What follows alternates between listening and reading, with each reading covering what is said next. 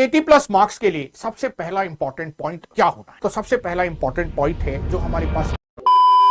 Hello everyone, ये video उन सभी बच्चों के लिए जो स्कोर करना चाहते हैं जेई के फर्स्ट अटेम्प्ट में 80+ मार्क्स।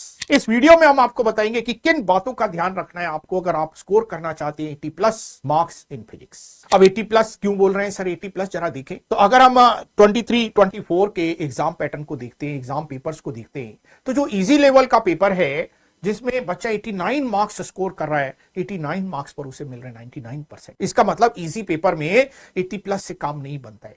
इजी पेपर में हमें 90+ में जाना पड़ेगा अगर हमें एक अच्छी सी रैंक निकालनी। और अगर पेपर हम डिफिकल्ट लेवल की बात करें तो जो डिफिकल्ट लेवल के पेपर्स थे उसमें 72 मार्क्स पर बच्चे को मिल रही 99% है। और इस परसेंटाइल पर अगर हम रैंक की बात करते हैं, अगर हम रैंक की बात करते हैं तो जो रैंक मिल रही है ऑन एन एवरेज वो मिल रही है 12,000। तो 99 परसेंटाइल और 12,000, इसका मतलब एक इजी जर्नी नहीं है।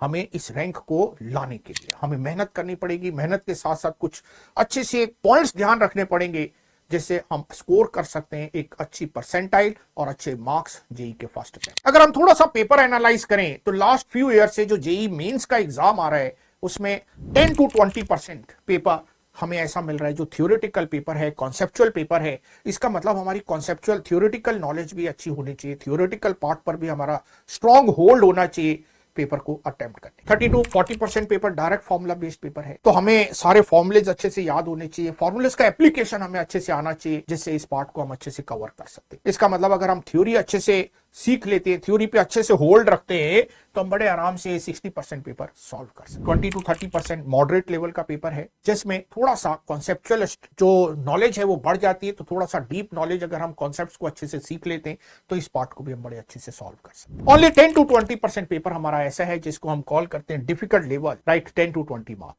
तो इसका मीनिंग अगर हम 80+ में जाते हैं तो हमारे ये जो है इसमें से अगर हम 50% भी कर लेते हैं तो हम बड़े आराम से 80+ 90 मार्क्स तक गेन कर सकते। तो इसी चीजों को ध्यान में रखते हुए हमें बनानी है स्ट्रेटेजी 80+ मार्क्स के लिए। तो 80+ मार्क्स के लिए सबसे पहला इंपॉर्टेंट पॉइंट क्या होना है? तो सबसे पहला इंपॉर्टेंट पॉइंट है जो हमारे पास कंटेंट है वो क्वालिटी कंटेंट होना चाहिए। यस, बहुत बार हम पढ़ते रहते हैं लेकिन वो कंटेंट हमारा क्वालिटी कंटेंट ही नहीं है तो फिर हमारा 80+ मार्क्स तक हम नहीं जा सकते। 80+ क्वालिटी कंटेंट के साथ साथ जो मटेरियल हमारा है 80+ के लिए वो फुल्ली एग्जॉस्टिव होना चाहिए। इसका meaning each and every topic हमारा कवर होना चाहिए जिससे हम 80+ मार्क्स में जा सकते, राइट। और तीसरा इंपॉर्टेंट पॉइंट, फंडामेंटल स्ट्रेंथ हमारी होनी चाहिए, फंडामेंटल्स हमारे स्ट्रांग होने चाहिए। तो हमें थ्योरी को इस तरह से रीड करना है कि हम फंडामेंटल्स को अच्छे से सीख सके, राइट। अगर किसी सब्जेक्ट के फंडास हमारे क्लियर नहीं है तब उस सब्जेक्ट में हम 80+ मार्क्स को स्कोर नहीं कर सकते।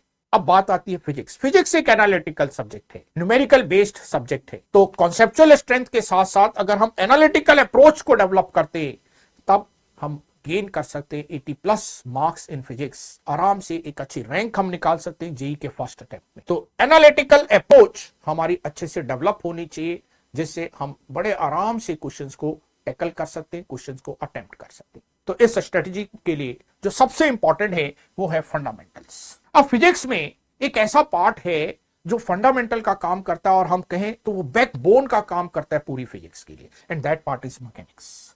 अगर हमारी मैकेनिक्स स्ट्रांग है तो हमारे लिए सारे पार्ट आसान हो जाते हैं। लेकिन अगर आपका मैकेनिक्स वीक रह गया, अगर हमें फोर्सेस का एनालिसिस अच्छे से नहीं आया, हमें एनर्जी कंजर्वेशन अप्लाई करना नहीं आया तो हमारे लिए सारे टॉपिक डिफिकल्ट हो जाते हैं। अब हम बात करें ऑसिलेशन एंड वेव्स की, तो oscillation and waves are nothing but किसकी चीज का एनालिसिस है? पीरियोडिक फोर्सेस का। जब पीरियोडिक फोर्स कहीं पे काम करता है तो ऑसिलेशन जनरेट करता है, और जब कोई रिस्टोरिंग फोर्स काम करता है तो इलास्टिसिटी, प्रॉपर्टीज ऑफ मैटर में रोल प्ले करता है।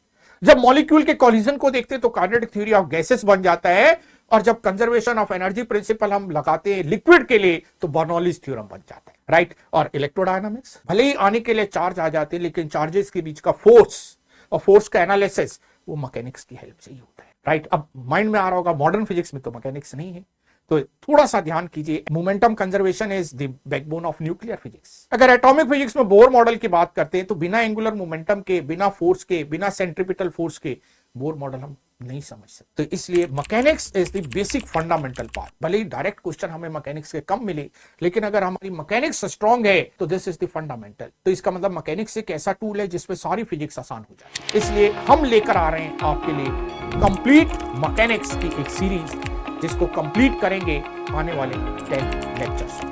चैप्टर वाइज 1 शॉट वीडियोस हम लेंगे और 10 लेक्चर्स में कंप्लीट मैकेनिक्स को कवर करेंगे पूरा क्लासेस के इस चैप्टर। तो इसी सीरीज का फर्स्ट 1 शॉट वीडियो हम लेकर आ रहे हैं आने वाले सैटरडे को, सैटरडे इवनिंग 5 o'clock। मिलते हैं वेक्टर्स के 1 शॉट